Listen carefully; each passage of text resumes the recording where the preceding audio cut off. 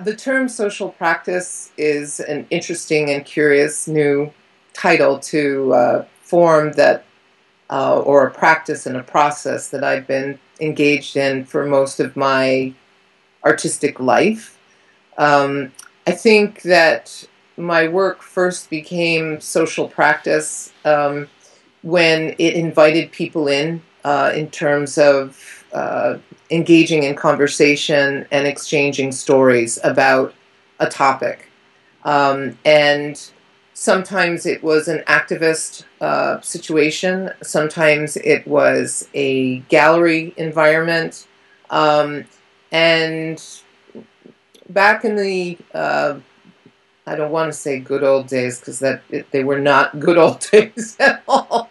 But decades ago, when I first started doing this work in 1978, I would say that this kind of work was called activist art or community-based practice, or socially engaged work is a fairly new term, but that's how I describe it now.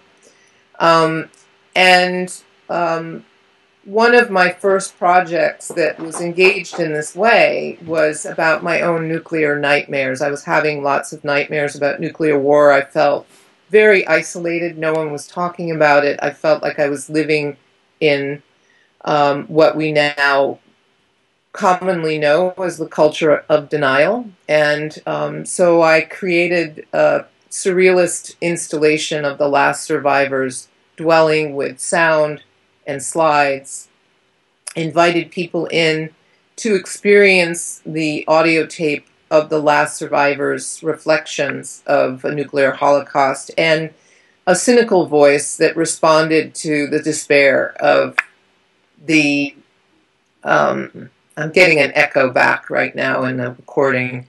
How's that? I don't know how that's going, but anyway, the the work stimulated a lot of responses from the audience. At first, people were just coming and telling me privately what they were experiencing as part of their own journey with nuclear issues. But in the early 80s, I decided, because people had started leaving messages in my installation that I would find when I was deconstructing the piece, that I should make the work more explicitly audience participatory. And now that strategy of making the work be a place where people can leave stories and share stories has become a device that I use in almost every project I do. I most recently created a giant game board installation that has been up in certain different settings in the Seattle Center, in museums, and storefronts. And that one is about the perils and rewards of being an activist. And you get to play a game with encouragement and discouragement cards. And people strangers end up talking about why they haven't been activists, or how they've been discouraged as activists, and ways they've been inspired by their activism. And that piece has been very successful in bringing the kinds of stories and community to it that I wanted to attract. And another recent example is my eco art project, which is a permanent piece on Vashon Island, where people engage with permaculture design, a food forest where they can glean perennials. There's a soil remediation demonstration as part of the project, so they can learn about phyto and myco remediation. And in the center of the piece, there's a story hive where people can leave stories about what inspires them to plant seeds, and in a time of ecological crisis. And there's also an archive there where people can read stories about it. I think it's a very alive space whenever I go to work and weed and plant. I notice there's more and more things being added to the piece, and the community is really playing with it. Part of the challenge is to continue to have stakeholders who feel it's theirs. I think that in terms of social practice as a field, The evolution of it is exciting.